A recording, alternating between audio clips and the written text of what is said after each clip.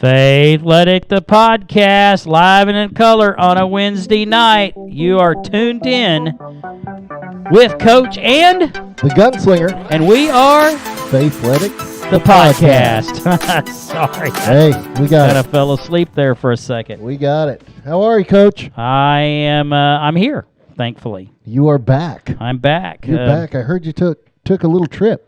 Took a little trip to the Windy City. I found out something really interesting. Yeah? And we're going to, by the way, just not to let the cat out of the bag too soon, but we're going to have a very special guest coming up here in about 25 minutes, so you want to stick around. Young man I'm going to have is held up, but he will be here about 8:25 or 8:30, so you don't want to go very far. But I found out something interesting. Do you know why Chicago is called the Windy City? Well, I believe it's because it's windy. That is not That is correct. not the reason. So back in the 80s or whatever, Chicago was represented by people who had a very lengthy display of opinions that went on forever, and the word is they were very long-winded. Really? And that's where the name Windy City came from. Because the people won't shut up. They wouldn't shut up. That's exactly right. Wow. Now, where did you learn this? I actually heard this from one of the people that accompanied us on the trip. They were on a boat tour, which I wasn't a part of.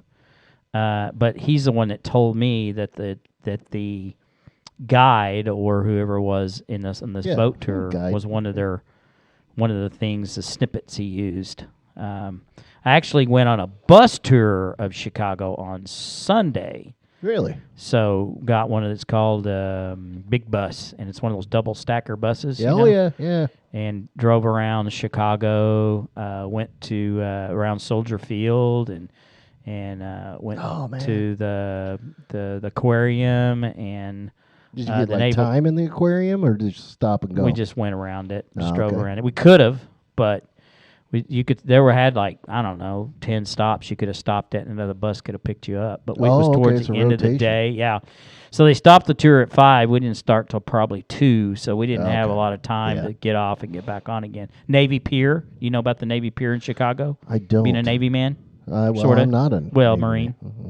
Air Force. Air Force. Okay, sorry. Yeah. One of those. Chair Force. Chair Force. Anyway, there used to be a pier there in Chicago, and they've turned it into like an entertainment area now, where they've got rides, and it's kind of like a little mini state fair all the time. Hey, since we're talking about Chicago and whatnot, why don't you give us, why were you there? Well, that's one of the things we're going to talk about here in a minute, but one of the athletes that I coach competed at the USAPL High School National Powerlifting Championships there in Chicago. There were about almost 2,000 kids there. They were actually running about 4 different meets at the same time. They started on Wednesday the 25th with the teenage. And teenagers are ones that weren't lifting in the high school nationals, which we found out some of them are 19, some couldn't qualify for high school, because high school you have to have a qualifying total. So they had a kind of I saw that there was a teen nationals on Wednesday, and then on Thursday, Friday, Saturday was the high school nationals. There were 530 kids in that. There were 260 in the teenage. And then on Sunday, they started the collegiate nationals, so all the college, and we'll talk about that here in a little bit. Yeah. But almost 1,000 kids, collegiate kids, competing in that in Sunday, Monday, Tuesday, and then today was the junior nationals. So not kids that weren't in college but wanted to compete on a national level could not have reached their 24th birthday can compete in that, regardless of what age they're in. Well, that's awesome. And it was about 100 and something kids, 150 kids in that or whatever. The bottom line, roughly 1,000. 2,000. Or 2,000 lifters. In 8 days. I mean, incredible. So, I know we're going to get into it with our special guest. Yep. But since we were talking about, I just wanted to. Well, and I think, we could talk about a couple of things. Most people that know me and know this show, I've had a 35 plus year career in powerlifting as either a competitor, a meet director, a coach, a judge, a lifter, all those. That's why we call him coach. And it's the most phenomenal powerlifting meet I've ever seen. I mean, I was completely taken back, and I told you off air earlier, powerlifting is not necessarily a spectator sport unless you have somebody that you're rooting for, somebody, a relative or boyfriend, girlfriend, husband, wife, somewhere associated. Where like football, skin in the game, right? Basketball, you can just enjoy the game. This is not necessarily the case with powerlifting, and it has struggled for 50 years trying to get people to come watch an event because it's just not that entertaining for most people. Mm-hmm. This organization's figured out how to do it. And look, I'm not throwing shade at my wife, but she doesn't like going to powerlifting meet unless I'm the one lifting. I mean, she just doesn't. Understandable. She walked away from this going, I enjoyed this. Yeah, and that's saying that is truly they've accomplished something. Well, I'll tell you what, I have never been to a meet. Yeah, didn't know what to expect. Yeah, and Coach showed me a few videos before the show. I got goosebumps. Yeah, I mean it was amped up. It was entertaining. It was pretty awesome. Yeah, pretty awesome. Hopefully, maybe you can put a clip or something on YouTube's. Yeah, I'll probably put something together eventually. Even one of those just short ones. It was pretty cool. Yeah, they're you can actually go to the USAPL website or YouTube channel, and you can go experience that firsthand. Oh, okay. So there you go. USAPL YouTube channel, and I probably should have told you. You could also, I think you could have watched that on YouTube as well. That's what I should have done. I didn't even think about it. Yeah, I was doing. It was user error. I'm sure I couldn't get the feed to work, but I was watching the numbers there, and it was watching the live. Yeah, they had the live results posted. Yep. By the way, that program they're using, I have that. Really? And I'm going to use that in our meet coming up in June. Cool. And that system I do have. So cool. Now I don't have the Jumbotron, nor will I. I mean, that was impressive. Yeah, 4 Jumbotrons, 4 on each platform. There were 4 platforms. They had the drones going around the building in the audience, so the audience could kind of get jacked up and do their thing with the signs and the cat calls and all the. Oh my gosh! It was amazing. I was describing it earlier. It was like a basketball game. Yeah, it's like four of them because you got a platform with the lifting, and then behind it you got the big old jumbotron, and you got this announcer that's just he's pretty fired up, and he was. Man, the crowd was into it. Yeah, I got goosebumps again. It was awesome. He dressed like Prince, and I'm not exaggerating. And he was about 7 foot tall, so you couldn't miss him. He had the shiny little jacket on with a head bandana and. Yes. Well, sounds like they did it right. Kind of looked like a pirate with like a little bit of fashion. So anyway, it was pretty phenomenal, and I'll let him get more into the specifics of the event because I know it was an experience for him. But it is my kind of pipe dream, and I talked about this with one of my coaches yesterday. It's kind of like after experiencing it, I know there's a lot of things that have to fall into place, but I would really like for all the kids that I work with to experience that. And it will be a challenge to get because there's a qualifying total. Mm-hmm. And they're very young yet. I mean, I have a lot that are you got a lot 11 to 14 that have like a half a dozen that are in that age group. But if they work hard, you give them some incentive there. Yeah. They could all, by the time they're seniors, could probably get an opportunity to go to that. And it won't always be as far away. I mean, they rotate it every year. That's what I was just going to ask, if they rotated around. Yeah. Because that would be one where if it was a little closer than Chicago, like even if it was like Arizona, right? I mean, that's worth the drive just to go watch and support the dude. Further than Chicago. Is it really? Yeah. Okay, well, I meant New Mexico or something. I don't know. One of the Texas. Let's just do that. There's 5 locations. They generally rotate every year. I was talking to one of the coaches. One of them's bidding for Oklahoma City because buddy. Well, they're in Wichita.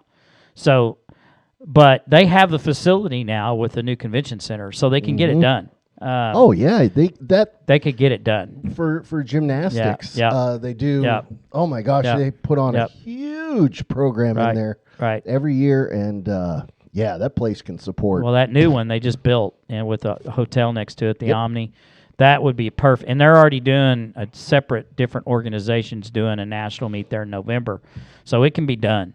And I think it would be cheaper for the coaches and schools to come in than go to Chicago because it's expensive. Expensive. Yeah. You know, the only other thing that would have been worse is either New York or Los Angeles or something like that, you know. But the other facilities they've had it in the past years is in Louisiana, Colorado, Fort Hood, Texas. Those are just a few, and all those are drivable, in my opinion. Yeah. I mean, they're 10-hour drives. I mean, we had a meet in Chicago. We drove.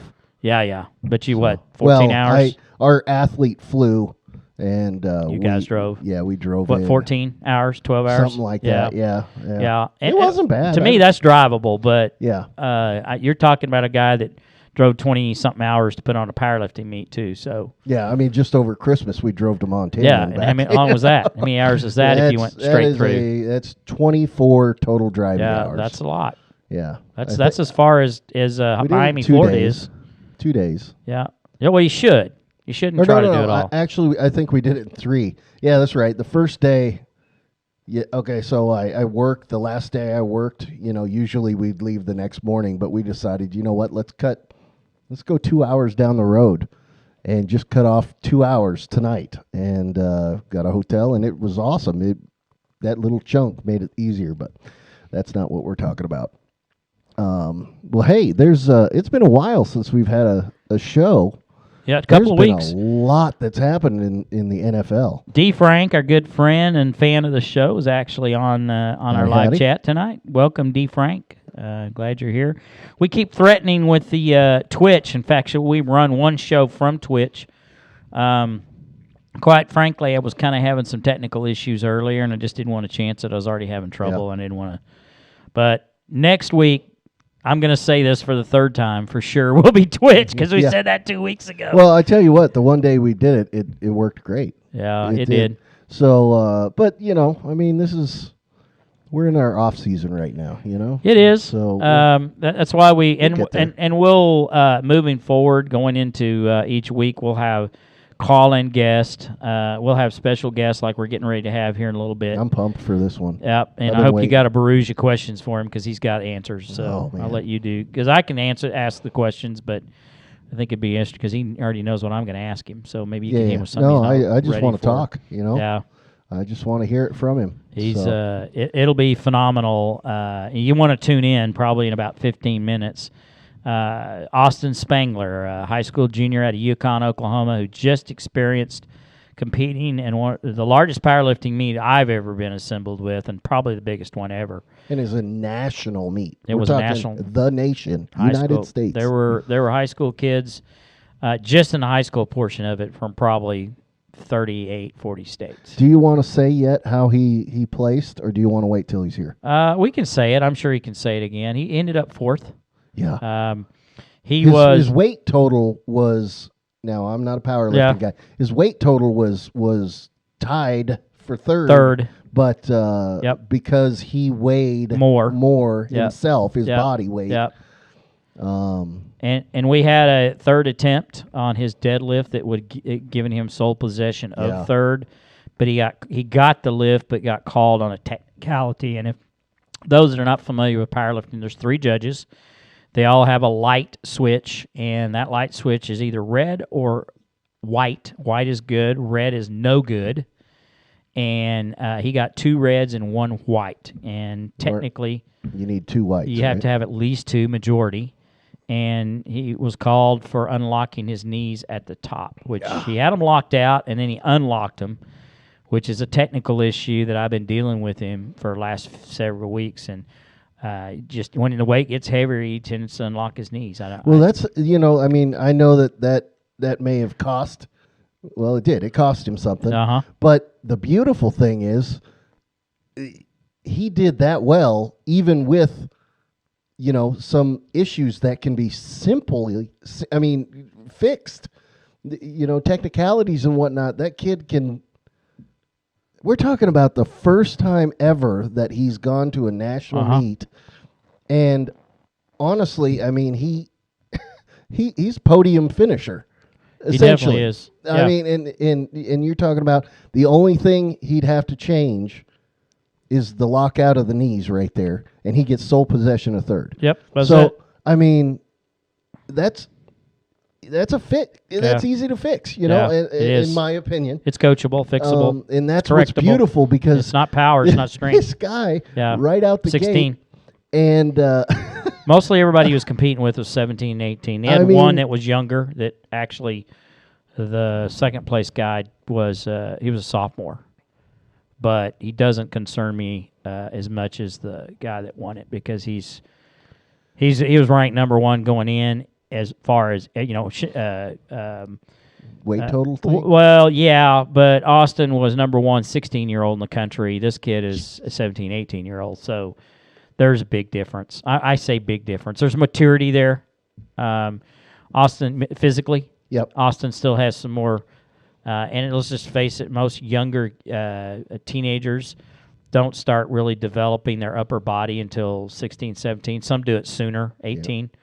Austin, he's getting there. I mean, his bench has gone up almost 50 pounds in the last year, and he probably had more in him. In fact, he did have more in him in the bench if his coach had been smarter, but he would have not needed that last deadlift. But these are beautiful things. I mean, you walked away saying, you know what, we tweak this, and this, and bam, we'll get better. We're there. We'll get better. I mean, that's amazing. Yeah. And now you've got a whole nother year. Yeah. I mean, those fixes are, in theory, simple. Yep. And a lot of things can happen in a year too. He's already, what I'm trying to get at, he's already lifting podium weight. Exactly. Top 3 weight. Yep. He's there. It's just a little technicality, and now he's going to have a whole nother year to get stronger. And you just said he gained 50 pounds on his bench in I don't know how long, but a year. This kid is a specimen. I mean, he was doing 225 a year ago. He's doing 275 now, and he had 10 more in him at least. So that's 285. It's probably closer to 60 awesome. Pounds. So that's awesome. And then his squat, he's still maturing. He's able to do. He's a solid 600 squatter right now in the right circumstances. Again, he missed the 600 on his last squat. Basically, in my opinion, just technical, because his head dropped when he got into a jam. One of the things we teach kids is your body already goes where the head does. Yeah. So if you notice the video, his head went down on the way up, and he had to kind of readjust, and it started moving, but he kind of ran out of gas as he got to the top. If he hadn't have dropped that head in the middle of the lift, he would have finished that little bit of compensation. And it's minimal. It's like 1/8 of an inch drop, but it's enough. Well, and changes the dynamic direction. The weight that he lifted just before that was not light. Yeah. It was 562? 562, which would have actually been is his American record that he already holds at 560 in a different organization. He actually holds the 16-year-old record, and he would have broke that. It won't count because it's in a different organization. Okay. But I mean, the bottom, what I was getting at, he threw that up like it was 200 pounds. Yeah. I mean, he just walked out there and just planted it right up. Yep. The kid has got a lot left in the tank, and I am very excited. Number one, I'm very impressed. Congratulations, by the way. Yeah. I mean, thank you. Good coach. We talked about all the compliments he was getting. He's very technically sound. Although we said technical issues, I mean, we're talking minor. Yeah. You did a he heck was of clean. a job. Yeah, he's the kid is a specimen. You got that, but he's got to have good coaching. The technique and all those things It doesn't matter Look, if you're a specimen. That comes from coaching. I have been incredibly blessed through my lifetime of being learning from some of the greatest minds in powerlifting, coaches, lifters. There's a handful of them that I learned an awful lot from technically. I wasn't that great of a lifter. I had some successes. I won national titles, world titles. I had American records, but some successes. But Dad. mine was always a matter of timing. I always lifted when the other ones were hurt, or if my best man in my wedding. Hey, you need to stop selling yourself short. Well, I'm just telling you, it's a fact. I mean, the best man in my wedding, who is one of my dearest friends, Terry Perkins, holds the world record in the squat in my weight class, is because that he's the best in the world. I mean, he is, and I just figured, heck, if I can't beat him, I'll coach him. But I learned those things from people who were better than I was, and I wasn't afraid to listen and use that wisdom to pass on to other kids to help them get better. And we've got a really young group of kids that have a lot of potential. I don't know if they'll ever be national champions. I don't know if they'll ever win high school nationals or not. We don't know that yet, but they certainly have opportunities. But that's not even your main point of what you're doing. Nope. It's just a journey. Is a mentor. It's just a journey. It's Team Black mentorship. Yep. Okay, and he does a heck of a job, folks. I mean, there's some these kids leave his program different, and I'm talking different in a good way. And we changing lives, brother. We have 3 principles. Work hard, be accountable, be honest. Those are 3 things that I demand. I don't negotiate or waver from that.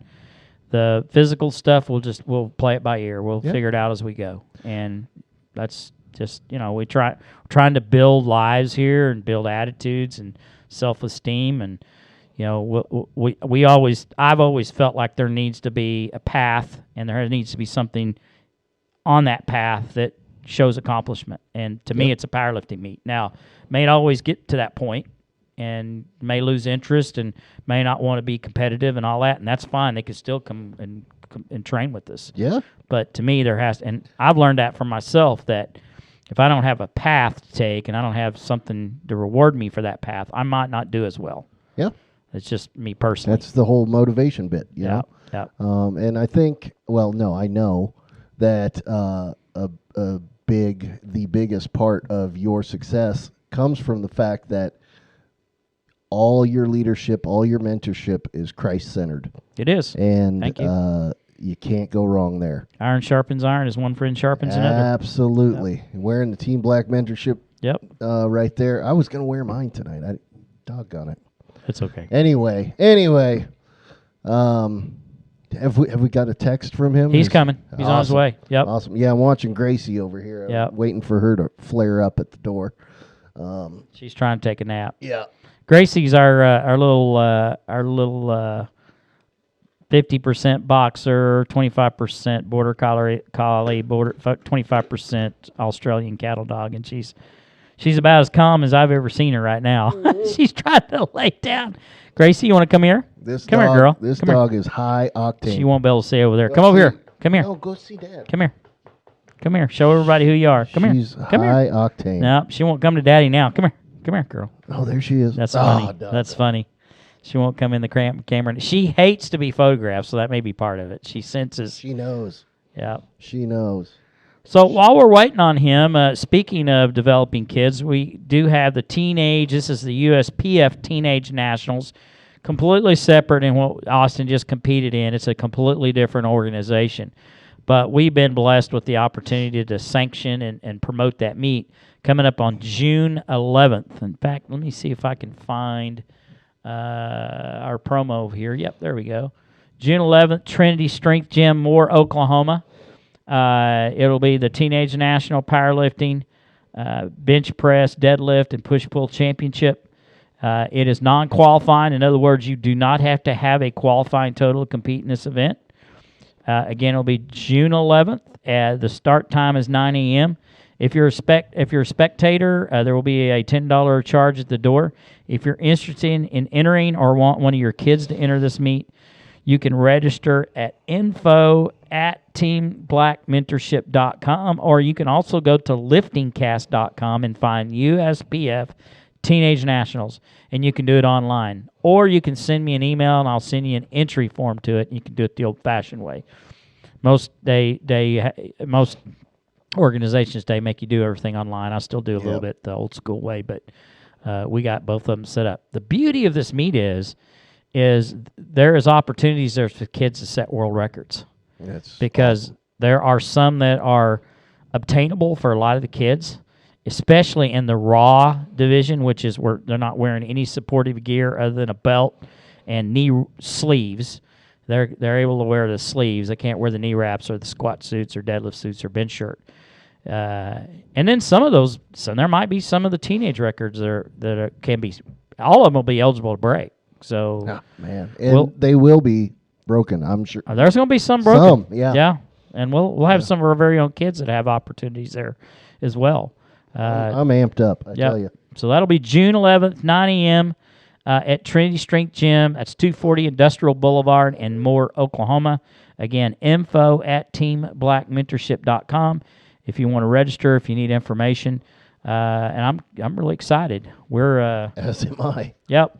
We won't have a jumbotron, but we'll do the best we can with what we've been given. Is Prince going to MC it? No, but the guy sitting here at the end of the table might. All right, fair enough. Yeah, they reference the meet they just went to. The announcer, MC, whatever, I guess was Gino. He was pretty fired up. He was pretty fired up. And he was dressed like Prince. Yeah, something like awesome. He had a glitter suit. Austin will probably fill you in about him a little bit. But that's awesome. Well, he did a job. I tell you what, that was really cool. Yep. That was really cool. Definitely go check that out on the YouTubes. So anything interesting in NFL? I know that the Cowboys dealt Amari Cooper, and they lost Randy Gregory. So I want to address that real quick.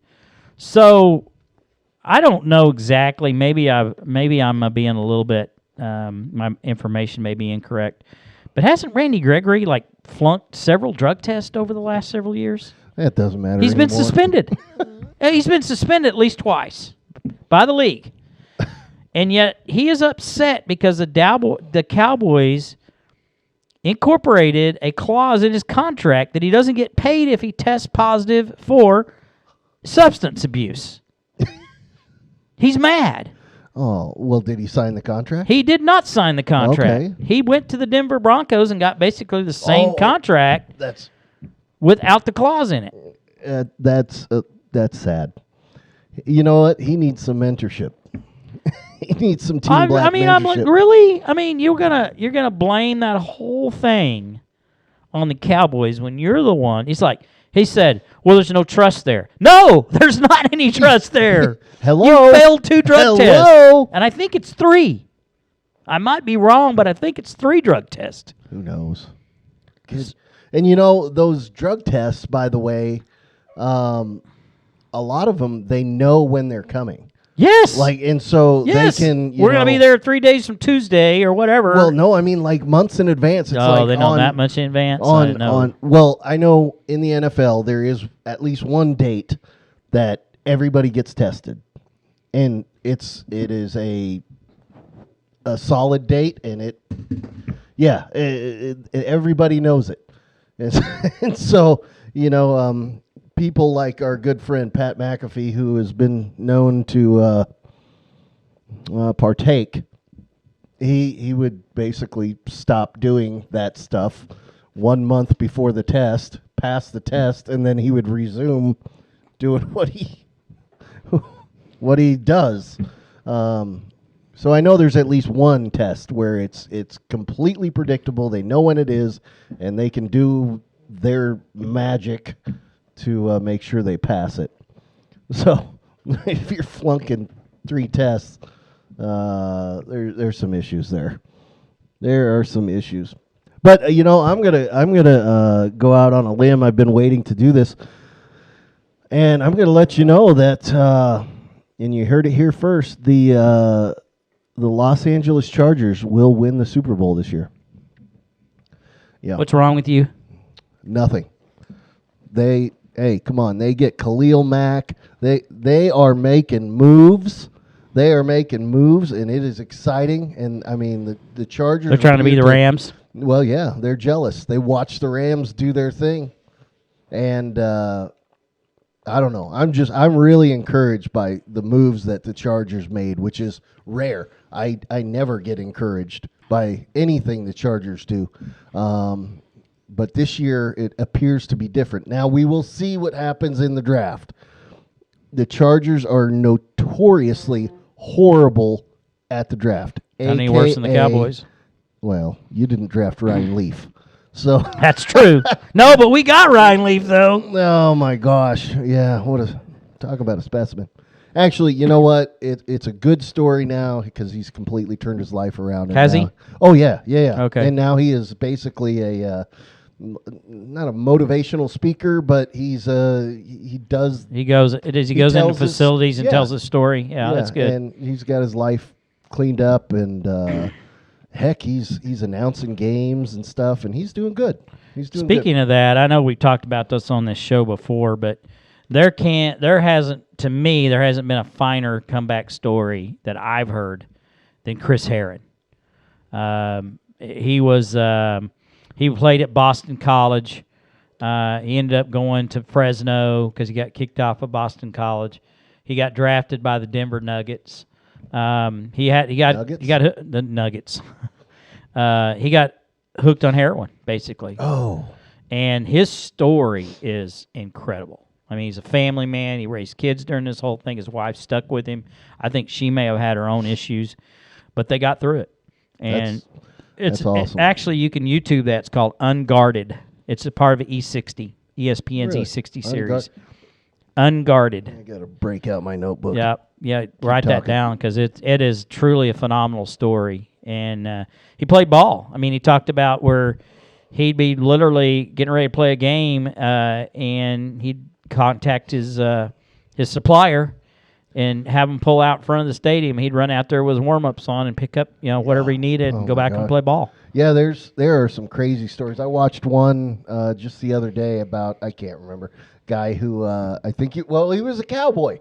He was a cowboy, and then he ended up, he was basically, he tried to become like this giant supplier, and he got traded to the Bears and got busted by the FBI walking out of a club with a kilo of coke. Who was that? I can't remember the name. I know who you're talking about. I just watched it the other day. Okay, so Unguarded? Yeah, Unguarded. Chris Herron. Played for Jerry Tartanium at Fresno.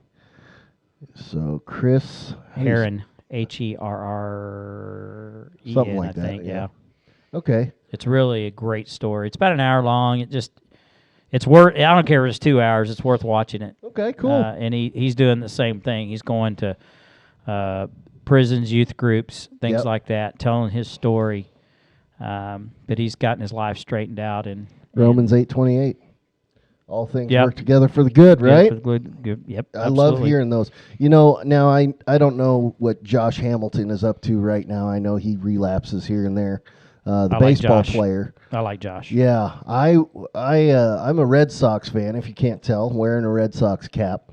So when I retired from the military, my buddies from Montana, my two best friends, they came out for the military retirement. And one of them got us tickets. I mean, we're talking third baseline on the field. Fantastic tickets to the Red Sox versus the Rangers. Of course, we're rooting for the Red Sox, but it comes down to, and I am not kidding, it comes down to the bottom of the ninth, and the bases are loaded. Josh Hamilton steps up to the plate and jacks a grand slam to win the game. Yay. And it was awesome. I mean, I'm a Red Sox fan, but I was standing and clapping. That was so incredible because, he was on one of his recovery stories, the inspirational parts. Now, unfortunately, he relapses here and there, but... where's he at now? I don't know. I don't know if he's even playing anymore, but They don't think he is. I but tell you what, it was so cool. yeah. It was so cool because it was when his story was. Wasn't he part of that Rangers team that went to the World Series a couple of times? Yep. Yeah. And they in the clubhouse, instead of having champagne when they made it, they had water. Yeah. Just for him, and I mean everybody had water. Yeah. They did not have champagne in there. And yeah, it was during that time. It was 2015 when I when it was? retired. Well, that's when I retired. I can't remember when they went to the World Series and whatnot. But the bottom line, the Josh Hamilton story was kind of front and center during this whole thing. And so for him to walk up and hit a grand slam to win, it's a walk-off grand slam to win the game, that was pretty awesome. It was pretty awesome. My buddy was ticked. I bet. He paid some serious money for those tickets, and he wanted to see the Red Sox win, and they lost. But, man, I was clapping. That's good stuff. I love those stories. There's a few of them Yeah. around Yeah. that have turned their lives around, and everybody loves a good comeback. Everybody. Absolutely. So there are definitely stories out there that you just go and YouTube them, or Google them. Great comeback stories. Or stories of redemption. Yep. There's one that's not sports related that to me is one of the best I've ever heard. Is the story of the guy in Unbroken.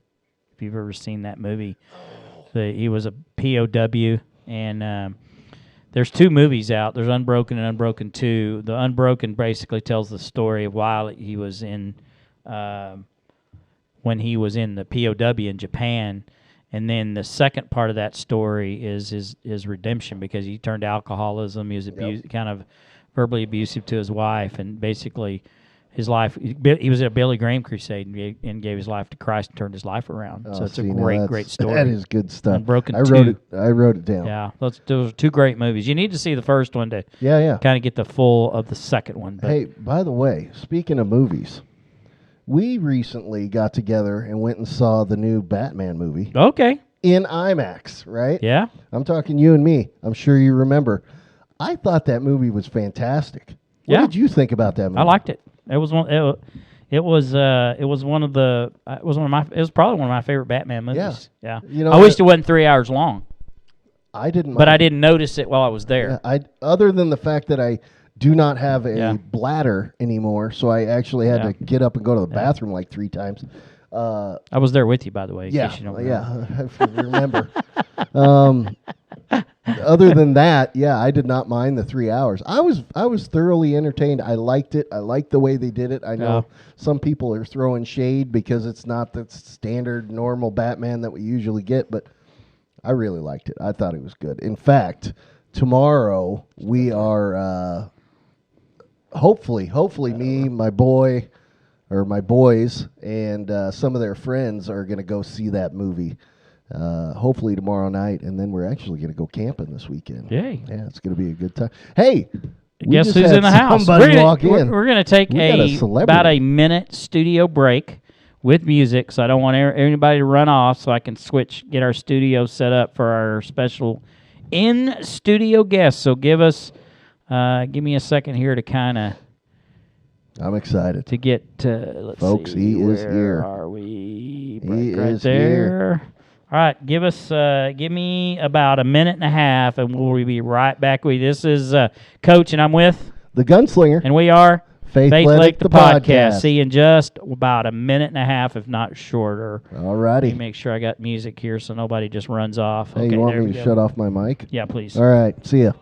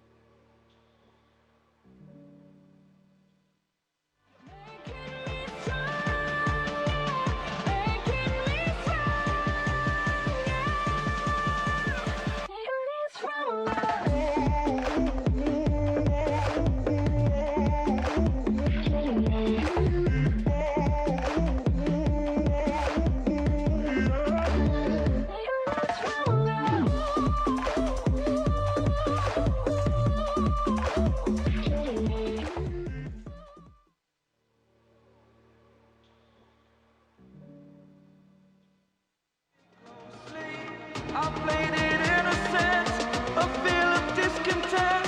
I'm finally facing it all, fearless.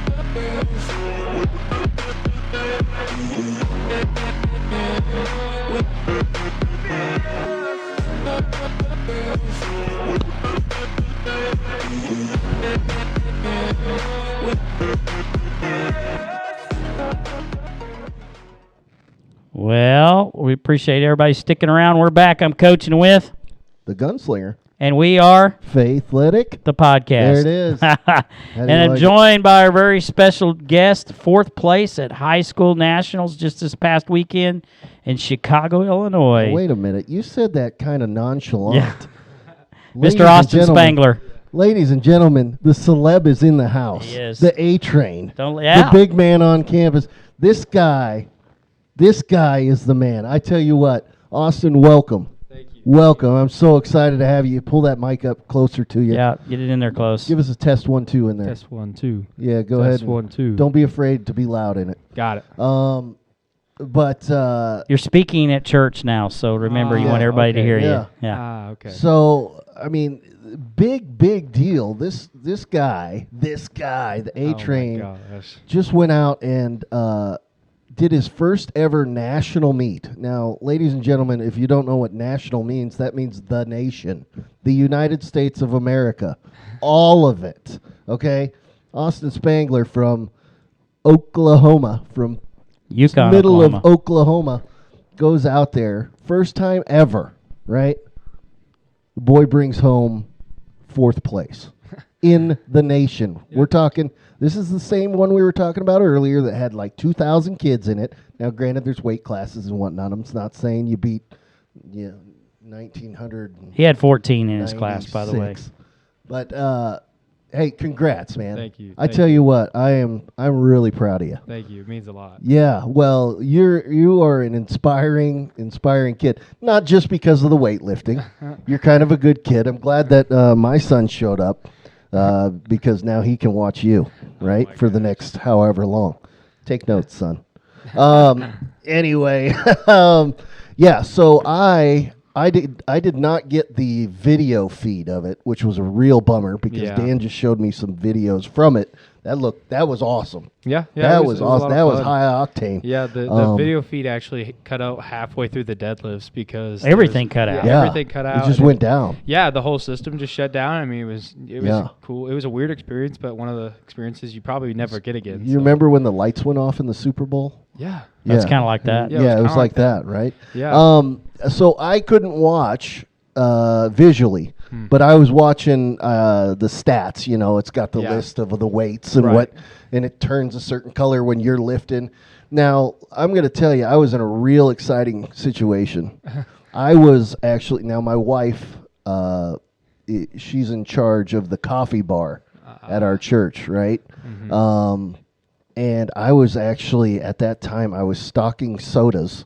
Oh. Yeah, pretty exciting. But we're in Trinity.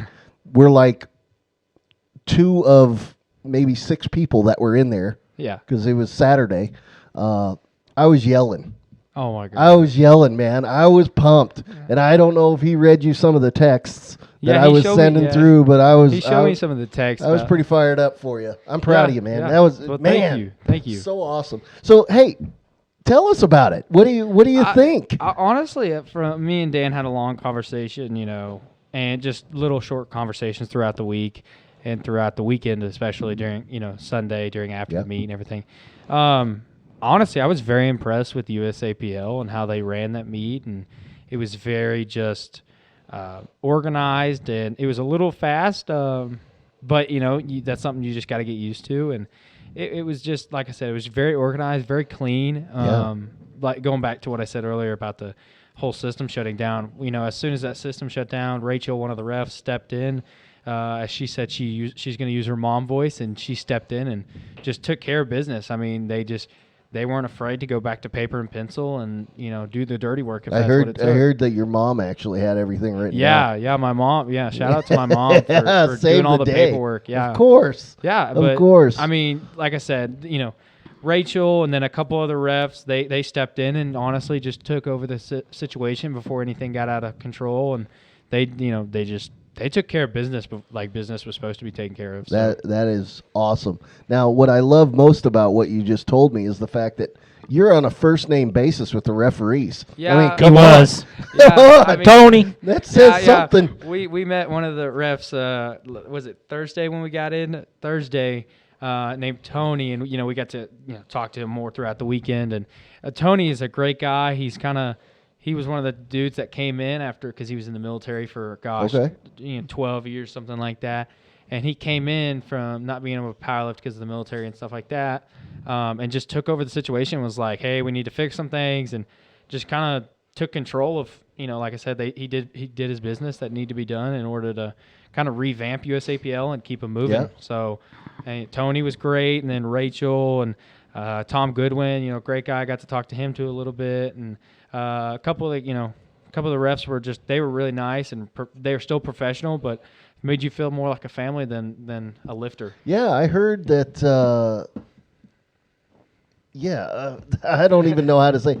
I heard that it was a really good atmosphere there, and I mean, the interactions like you're just describing were fantastic. Yeah. And One of the things that when you go to national meets, it seems sometimes some of the Gracie's over here jumping on Gracie.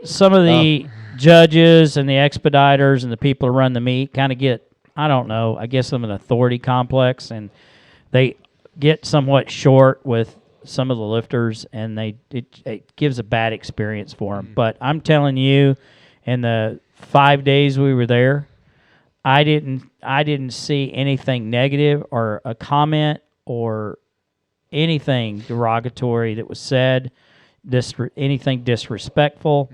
They were completely kind. They were lifter friendly. When you ask them a question, they answered it. They didn't get irritated. They could have easily done it. I don't know how they did it, because I put on meets like that for 10 years, and I'd get a little testy at times. I never saw it one time, not from anybody, and I was shocked by it. Truthfully, although the community of powerlifting is small and not very widely known, it sounds like it's some pretty squared away people. Yeah. Well, in this organization, there were for sure. Yeah, Yeah, and I that's mean, exciting. even day 4, day 5 of competition and everything, you could tell that everybody was kind of getting a little tired, and you could tell the refs were kind of starting to wear down a little bit. But they just kept on doing their work, showing up day in, day out, and doing what they needed to do, in order to get the day over with and have a fair chance for everybody. And it just, honestly, like I said, it was probably the best meet I've ever been to, just because it was very professional, very very sleek, very organized, but yet at the same time it was very welcoming, very warm, and family-like. So. That's awesome. Yeah. That's awesome. What'd your now your mom and dad went with, correct? Yes. What do they think? They were very impressed. My mom and dad they've had mixed emotions about some meets in the past that we've been to, and some things that meets we've shown up at, and they honestly, like I said, they felt very welcome here. They felt very comfortable in order, even as like a watcher, A spectator. as a spectator, they felt more involved in that meet than they've felt in any meet they've ever been in, just because I felt like the USAPL did a very good job about that, is getting the crowd involved. They had one guy who was the introductor. His name was Gino, and he kind of had a Prince-like suit on. Yes, we and talked about him. it was the craziest thing ever. But he kept the crowd going, all 8 days. He was high octane. Yeah, I'd see videos when I got home of him, just like he's still going strong. I watched a video of one of the collegiate lifters pull like a 777-pound deadlift for American record, and he's just over there in the corner, just jumping up and down, getting hype. It was cool to see. It looked like a basketball game. Yeah. Like, the way the crowd was interacting, Yeah. the way they had the jumbotrons, and it was really, really cool. Yeah. I'm not gonna lie to you. I might show up at the next national one. That was pretty cool. Yeah, and like I said, it was very crowd orientated, so you felt very involved from the moment you stepped in the room. And they had music going. Yeah, we were talking about that earlier. Yeah. It's Dan was saying, Coach was saying that usually it's not a very spectator friendly sport. Yeah. it's not the most spectator friendly. Right. However, this one was amped up. I mean, it was cool. And I mean, it was kind of funny to see because I wasn't prepared for it. They had a collegiate Sunday. They had a drone flying over Yeah, I heard. the lifters, and I was like, wow. And they were trying to get the crowd involved. And I was up there Sunday night, kind of later, talking to Rachel, one of the refs, again, saying thank you for everything. And I was sitting back and watching some of the final deadlifts of Sunday night. And they were literally, because a couple of the platforms weren't working, they were using the cameras flipped around and like showing, like zooming in on the parts of the crowd to like make people laugh, and like they're just having a good time, doing what they needed to do in order to keep the crowd going late at night and just to have fun. I mean, that is awesome because an 8-day thing. That's got to be tough to be the MC, Prince. Oh, yeah. And keep everybody fired up and whatnot. Now I know the videos that I saw were from Saturday, and they had been going since like Tuesday or Wednesday. Yeah. Wednesday. So I mean, they were already 5 days into it. Mm-hmm. So those that are watching on Facebook Live, I just posted Austin's 600-pound attempt on his last squat. You're seeing that now. If you're watching live, and by the way, speaking of that, you threw up 562 like it was 200 pounds. Yeah. I mean, you got under that thing, and I expected you to squat down 3 more times. Well, and that's actually the funny thing, because I had done 565, 2-3 weeks before going to the meet, and so I had kind of for a triple. Yeah. So that was kind of a little bit of play around weight. Now I'm a little mad that I didn't get the 600 pound squat, but that's something I can't sit on all day and think about. Just little things to go back and work on and come back to the gym. We were kind of talking about it, analyzing it as well, and because that was one of the videos I saw, and it was basically I'm not trying to call you out here, but it was a technical issue, right? Yeah. It just the technique wasn't where it needed to be. Yeah, it was just a little bit behind. Had you been on it, I think you would have thrown that thing up without a problem. Yeah, and had I kept my head back just a little farther back, I think I'd have been okay. I let it just go a little bit too far forward inside the hole, and kind of sat in the hole just a tad bit too longer than I'd like. And which that's okay. I can't really, like I said, I can't sit on it and think about it daily, but it is some good things to go back and watch and learn from. Now, are you able to, and as much as that I can probably be frustrating, how are you with being able to turn that into a motivator? Because the whole thing, looking at it and saying, look, I keep my head back on that, or whatever it is, and I got it. Are you able to do that, or are you still kind of in a bummed out thing? I was bummed out for a couple of days. Probably about Monday I was fine. Starting to get better. Right now at this point it's probably just going to be a little motivation in the fuel tank, because I've been chasing this 600-pound squat for almost a year now in November, and so at least in a competition, and so longer than that, probably May. I think you tried it in May. Yeah, I tried it in May at Ricky Crane's in Shawnee, and I just missed it like that time. And so, like I said, that's something, that's a little bit of fuel that I'll come back and say, I got to come back and work on that and focus on that the next cycle. And I think that's another thing that our team is great about is if you're not, fixing something, they're not afraid to call you out on it. Like, my past couple meets, I, had kind of messed around squatting with my openers and second attempts of missing them, or just having really bad form and missing them, or just not looking really good at all in the squat. And they were not afraid, especially this cycle, to call me out on it and just kind of essentially make fun of me without making fun of me. But getting ribbed a bit. Yeah. And honestly, that was a great factor that I needed in order for this meet, because it came in and I was like, you know what, I gotta get my at least opener, opener, and then I'm good. Like we'll get the opener, and then we'll go play it for a little bit and have some fun. And I got my opener, and I felt great. And then I got the 562 and felt great. And I was like, let's go for it. Okay. So, and me and Dan were talking about it, was like some strategic stuff behind that, that I'm not gonna disclose right now. Hey, keep the secrets, brother. But it was a thing where it was like, okay, let's go for the, as we said, let's go for the kill shot and let's do this thing. And I was close, but no cigar, and we'll just come back and work on it a little harder. Yeah. I mean, you got it. Yeah, and that's what I'm hoping for in June at the USPF Nationals is to go and get it, and I'm definitely going to get it in June for sure. I'm excited for it. I'm excited for it. Now, how this is the biggest meet you've ever been a part of. Mm-hmm. It's the stinking Nationals. I mean, again, the nation. How was it? Reference your nerves versus, like you were saying, the ability to have fun.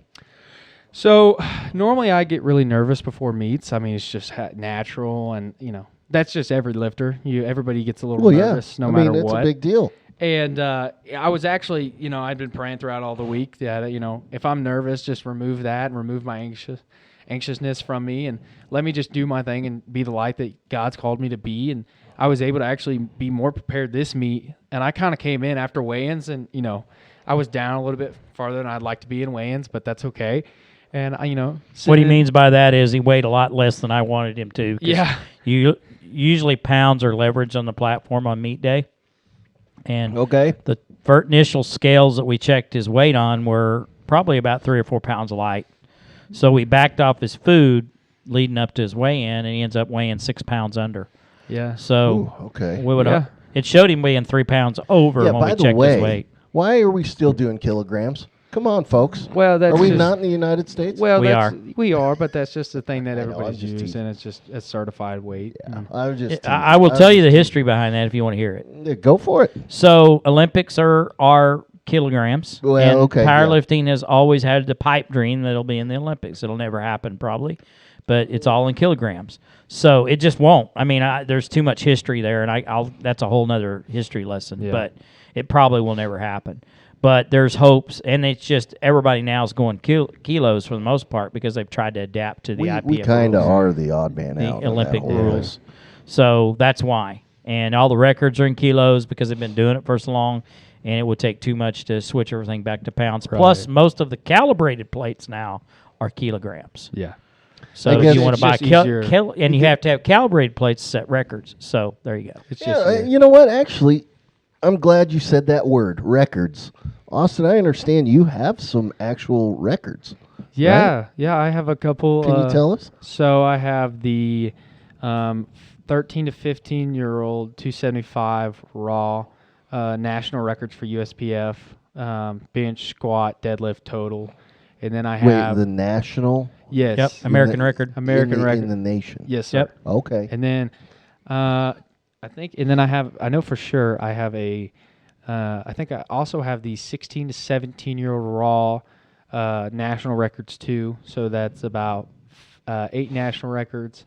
And then I have one more national record of the, what is it, 13 to 15? 13 to 15-year-old. Equipped national record for squat, which was set back in 1989. So I broke a 32 record last May of a 555 squat. So and what a lot of people don't realize when he says equipped is that that was done with a squat suit. And what is a squat suit? Squat suit is basically a polyester or polyester-like suit that doesn't have much give to it, so it enhances and protects from injury, but also helps you squat. Form?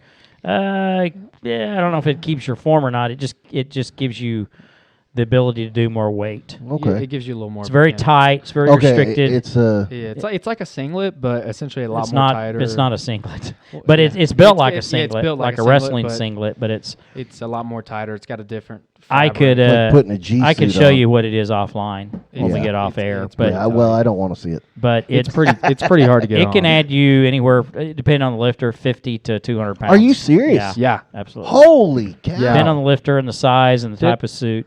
He did that record he broke, which was broke with a squat suit. Did I use a squat suit? No, he used a singlet. He did use wraps, which is part of equipped. Part of equipped. Yeah. And all the lifts he did this past weekend, he did raw, which was just with a knee sleeve and a singlet. So, Yeah. but yeah, he holds that squat record, and it was broken in 1989. Yeah. So it was pretty Well, pretty now phenomenal. it was broken in 2022, or was that in 21? 21, May of 21. Bro. 22-year-old record. Yeah, and then I hold No, gosh, 32-year-old. USAPL state records. I hold a couple of about 4 or 5 USAPL state records, and then countless USPF state records. Yep. Just because of all the national records I got. But I mean, it's a lot of fun. Records aren't really what I'm chasing. I'm just chasing to get better every day. So That's awesome. But one of the things that Austin's discovered is that he's pretty good at this, that he also perhaps but- can get a college scholarship. And yeah, Yeah, I he heard had there were some, some let him scouts discuss there. some of the Yeah. opportunities he had over the past week. Yeah, so I was actually able to meet a couple of the coaches I've been talking to. So Coach Joe Belden over at Friends, who has become a very, very good friend of mine over the past couple of months of us talking back and forth. He's a very nice guy. I love him to death. He's sweet. He's kind of like Dan. He has the same motto and same, which is funny because we were talking. We were looking at some shirts actually, and one of his lifters passed us, and on the back of their shirt it said "Iron sharpens iron," which is the exact same thing Dan has, which I thought was cool. And meeting Coach Belden was actually really cool because he introduced me to his whole team, explained I'm taking a tour next week of Friends in Wichita. Recruiting Kids trip. going on college visits? Recruiting trip. Yeah. Come Yeah. on. As a junior. Is this scholarship opportunity? Yes. guys? Yeah, It is. yeah, and then he walked me through what that'll look like a little bit, and he's so nice. And then They've obviously, already offered, correct? no, they have Oh, not. okay. The one school that has offered is Ottawa has offered. University in Ottawa, Kansas. About Okay, I hour, was like hour and a half. Ottawa. We going to Canada? What's anyway, No, go ahead. no, Ottawa, Kansas. Coach Neve, Coach George Neve up there, like I said, he's kind of like Coach Belden, real Yep. nice, real friendly. I was able to finally meet him in person after a couple calls on the phone, and he offered me back in February, middle of February, a scholarship to go powerlift there, and I thought that was cool. But and then I was able to meet a couple of the Midland guys who, if you don't Tell keep them up- about Midland. if you don't keep up with collegiate lifting, they're kind of the Alabama of That's what I heard. collegiate. They have 7 national titles. They have their own facilities just for powerlifting, and it's actually kind of funny because they're in their facilities, instead of using like natural benches or something like that, they took pews and put them inside their facility. So they have just natural like pews because they're a Lutheran school. So they took some Okay. pews from their church, I'm assuming. Probably a remodel. Yeah, Yeah. and then you just put them in there as seats. And I thought, I was looking at their video of their facilities, and I was like, are those pews? And Zach Loftus, the recruiting guy over at Midland, was like, yeah, they're pews and everything. Yeah. Which I thought was cool. And then I actually had another school reach out today, East Central University. I haven't heard this one. Yeah, I had. Coach which was, doesn't even know. Yeah, which was actually kind of funny because We talked about we East Central. talked literally Monday, driving back from the airport.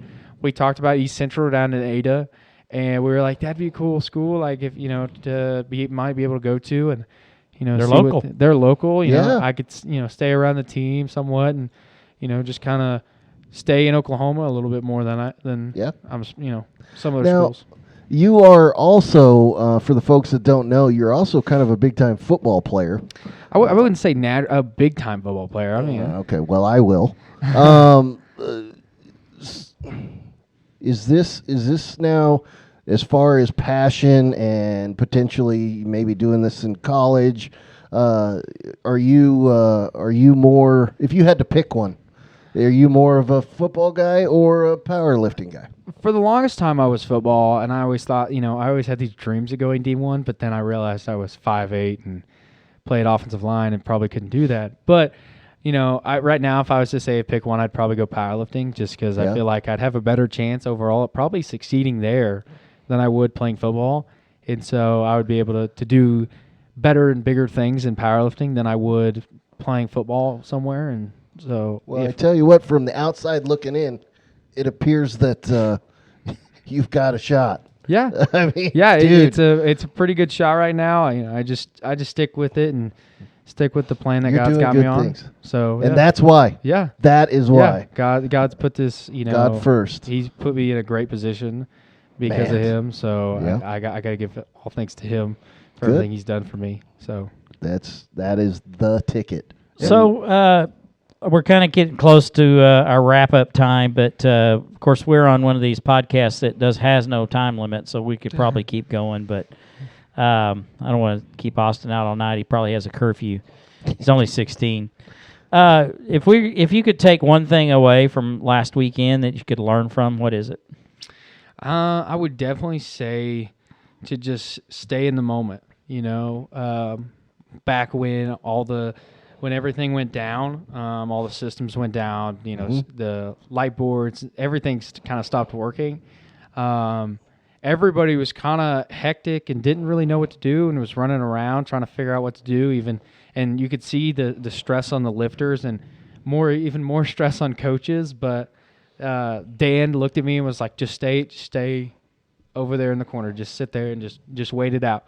And so that was actually something I did, and I didn't really tell anybody this, but when he had told me to just go over in the corner, I was like, okay, this is kind of time for me to pull away, and I was actually able to put some good worship music on and just kind of calm down and wait it out, and it was gone before I knew it. Like, I had spent just a tad bit of time with Jesus, and because of it, I was able to just kind of ignore everything, and I closed my eyes and just kind of didn't pay attention. I completely forgot what was going on for a second. That's and then awesome. I opened my eyes and was like, "Oh crap! I'm at a powerlifting meet." Yeah. Oh, not just any powerlifting meet either. you Yeah, know.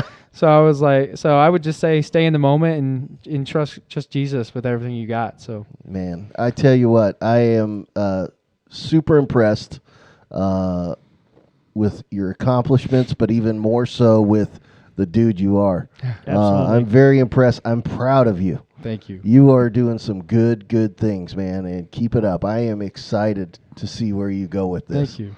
Yeah. He has gained the respect of his teammates as well, because I'd see Coach Kevin and I, who's my assistant coach, were talking yesterday how taken back we were with the chatter. We have a group chat, and almost every single person on that group chat, even people we hadn't heard from in a while, because I never kick anybody out of it. Once they're part of our group, they stay a part of that group. And there were people in that group chat that were making comments encouraging Austin I hadn't heard from in years. Yeah. And it was pretty impressive to see them rally around him and follow him, because they could do the live stream and they could see the live results, and it was pretty impressive. Yeah, and I think that was a cool thing from a lifter side, is to, after, I missed my 600-pound squat, I went back and I would go on the group me, and the first thing I saw was, it's okay. Like, we still got work to do, but it's okay. Like, we'll just keep moving. We'll just keep trucking along and doing our thing. And I was wondering about that, if you were checking phone during. I was, I wouldn't say like every second, because like it was so just fast paced. I mean, a flight, which is they were efficient. Every lifter, Yep. in that category, took about 30 minutes for each lift. Each 3 lifts, and so it was a very fast paced thing. So you really didn't get time to check your phone or go scroll on Instagram or do little mindless things that a lot of people are doing. Yep. I had a dude sit next to me.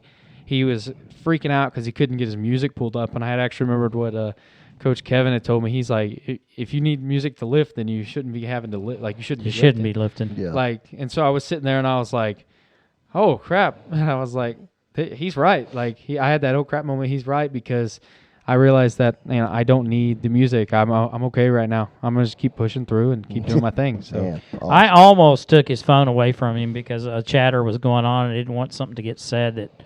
Yeah. In fact, there were a couple of comments that were made before leading up to it that I wasn't happy about, that I deleted. I don't know if you ever saw them or not. I did not. I deleted a couple that I wasn't happy about. And I almost took this phone away from him and said, you don't need to see any of this. And I thought, no, he needs to see them encouraging him or whatever positive or negative thing we run into. Yeah.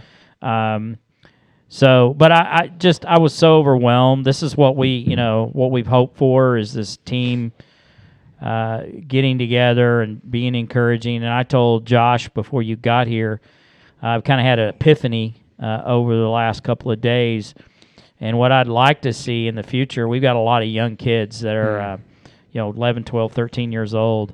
I think we need to make it, if they want to be, make it a goal for them to be able to experience what you experienced this past weekend. By the time they're seniors, they got a long ways to go yet. They're certainly not at, and I'm not trying to put Austin on a pedestal, but not at his level yet. Of course, he's 3-4 years older than most of them. Yeah, I mean, one, I think that like you said, they've got a couple years, so I think by the time they get to seniors, they'll get opportunities. They'll get that opportunity to lift, and maybe if they want to follow in the footsteps I'm going in of being a collegiate powerlifter or doing whatever they want, but we're able to take some of that stuff that we've learned throughout this through the program and through the group and apply it to life. And so I think it'd be a very cool thing for them as seniors to be, I'm going to work for that a little bit. I'm going to strive to go to nationals. That may be a thing that they want to do. So, well, the coach definitely has the. Well, I don't want to. They got the right coach. Yeah, and I hope I don't get fired. And they've fired. got a pretty good dude to look up to right now. Well, he's probably the foundation of something that we've kind of, I think Kevin and I kind of had this vision of we talked about the path, and we talked about this on air earlier, that I always felt like I needed a goal at the end of the path, and I think that would be one of them, is be able to compete on a national level. Now, we're going to have a national meet here in a few weeks. That may be it. It just depends on kind of like what Austin was saying, or what path God has us on. And he may change it between now and then, but we've kind of always had this envision of a team that, worked together, learned together, failed together, succeeded together, encouraged each other, learned from each other, and we've had some fall off along the way, and there have been some failures, and there's been some great successes, and we just learn from them. Well, and I think, like I told, I got interviewed a couple months ago for the paper after, after the Iron Sharpens Iron meet, and I told Michael Pinata, the newspaper editor, I told him that's more like a family there. Yeah. I kind of get excited a little every Saturday morning or either Friday night that, I get to wake up in the morning and go lift with my almost second family, because I just have too much fun there at one point, because, guys like Josh Shalley and Troy Marsh and, the whole group, just we have a good time, and we're able to laugh and talk about things. That's awesome. And kind of and we just connect at a deeper level than what most groups probably could connect at, and I think that's very good for especially lifting. Yeah, we've got some of our adult lifters that are going to lift in the USAPL state championship coming up at the end of April. Yeah, we've got 6 of our adult lifters competing in that. Some of them are still pretty young, but they're past the teenage, so we're kind of looking forward to that happening. Excellent. Well, I guess that comes to the part of our show where we do our devotion. Are you ready for that? Yeah, we'll do that, and then we'll come back and close it out, and maybe put Austin on the spot for like a words of wisdom or something. Yeah, sure. Why not? Give me a second here to pull up. Now I'll say I just looked this up, so it's going to be me just reading this. He's going to wing it. Yeah, but and it's going to be a quick one. Okay, go. So I looked up life led by an excellence spirit. This one says the secret of Moses' success was because he wanted to give his life to be. Because he wanted to give his life to be led by the Spirit of God. And Joshua, who was Moses' assistant at the time, witnessed the daily life of Moses. When Moses learned that he would not reach the promised land, he gave the leadership baton to Joshua. What Moses did, he prayed for Joshua and imparted the excellence spirit to Joshua, as Deuteronomy 34:9 says. A person who wants to develop an excellent spirit in his life is one who wants to give his life to be led by the Spirit of God. The Apostle Paul said in Galatians 5:25, if we live in the Spirit, let us also walk in the Spirit. And in Romans 8:14, for as many as are led by the Spirit of God, these are sons of God. What about us believers? Do we get that excellence spirit? In fact, each of us who have been born again, accepting Jesus Christ as our personal Lord and Savior, have the excellent spirit. However, the most important is how the excellent spirit works in us to bear fruits and be an impact on others. I picked that one because of the fact that I think, as we've just talked about, there's some excellence going on here, and I think it fits. What do you think? Anybody? I think it fits. Yeah, Yeah, it's good stuff. yeah. Excellence in all we do, folks. Not because we want to be the center of attention or we want to be the hero. It's because we want to glorify God. Right, and this guy right here does a heck of a job of it. I'm He proud of does you. that. Again, I'm proud of you. And that's why. Christ-centered. We were talking about earlier, Team Black mentorship. The reason why I believe it is as successful as it is because at its heart, it is Christ-centered, right? And Thank you. when you're Christ-centered, you can't go wrong. You get the blessings. Yeah. So, anyway, that's our devotion for today. Quick one. My apologies, but It was good. there you have it. Austin, why don't you tell everybody what's going on at Trinity for the youth coming up? So we have dodgeball tournament actually in 2 weeks on April 13th. Folks, that is a good time. That is a great time. There's money on the line. There is money. So there's $500 for each team that wins. So it'll be broken Oh. up. Can I enter? Yeah. Sadly, $500. I can sadly- use $500. Sadly, the adults cannot. Oh. I know. So But much for our team. It is broken up into four categories. I'm sorry, middle school boys and girls, and high school guys and girls. Each division, whoever wins the division gets $500. Dude, it's a lot of fun. I run. Now, we did this before, right? Yeah, so we've done this since my freshman year, and I run, about 3 teams a year. I'm looking to amp it up a little this year. One of my buddies who Stack the deck. Yeah. One of my buddies who actually had gotten baptized a couple weeks ago had asked me if I could have the team that I've always kind of put together of really, really good athletes. And I said, why not? I'll go find somebody else to make a team. Rebuild. Now, I'll rebuild. I now don't wait care. a minute. If they go out and win $500, what's your cut? Yeah. Come on now.